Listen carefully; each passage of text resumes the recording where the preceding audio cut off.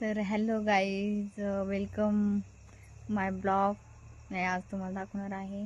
आज आमच्या घरी काहीतरी स्पेशल बनणार आहे. चला मी तुम्हाला दाखवते.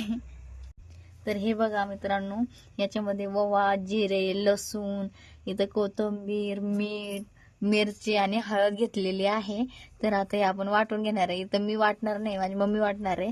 तुम्ही आता बघा, मी नाही त्याचं वाटण करत. ऍक्च्युली माझ्या हाताची खूप आग होते, त्याच्यामुळे मी नाही वाटण वगैरे करत, मम्मी करते. तर हे बघा मित्रांनो, मम्मीने आधी मिरची वाटून घेतली आहे, मग कोथिंबीर, जिरे, ओवा टाकलाय. हे बघा इथं माझी मम्मी कसं वाटण करते बघा. ओरिजिनल शेतकरी आणि गावाकडची माणसं. तर हे बघा मित्रांनो, मम्मीने कसं मळून घेतलं, एकदम मऊ. किती भारी दिसते ते बघा. वाव, मला तर आवडलं बे. हाताले भारी वास पण, मळल्यावरती इतका सुगंध येऊ राहिलाय, तर खाताना किती. तर हे बघा, इथं मी अशी बसलीये, इथं माझी आजीबाई बसलीये. तर हे बघा मित्रांनो, मम्मीने काय धपाटे केलेत आणि मी बसले होते तोपर्यंत मम्मीने केलेत. हे बघा एवढं पीठ राहिलंय. हे बघा तिकडं धपाटे शिजतेत, सॉरी भाजतेत. मम्मी करते बघा कशी करते. थापून घेतली पीठ गोल करून.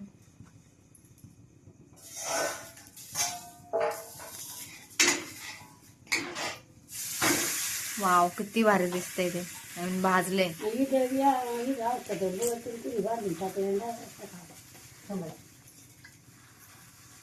तर हे बघा किती भारी थापती मम्मी.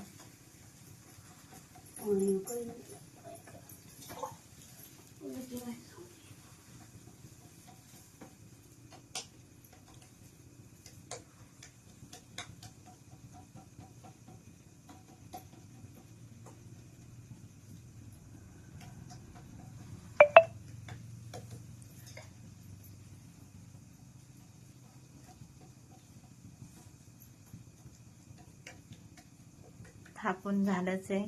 आता बघा कशी छिद्र करते, एकदम मस्त. तुम्ही बघू शकता डोळे किती भारी केलेत बघा. वाव, किती भारी दिसतंय ते बघा. तव्यावरती तुम्ही बघू शकता, एकच नंबर. मला तर आवडते. तेव्हा भाजण्याची स्टाईल बघा कसली एकच नंबर आहे. आता मी बघा खाते, गरमागरम आहे, एकच नंबर. तुम्ही पण करून बघा घरी. कसे झाले? एकच नंबर झाले. तुम्ही पण घरी एकदा ट्राय करा. तुम्हाला जर गावाकडची रेसिपी आवडली असेल तर लाईक करा, कमेंट करा आणि सबस्क्राईब करा आपल्या चॅनलला.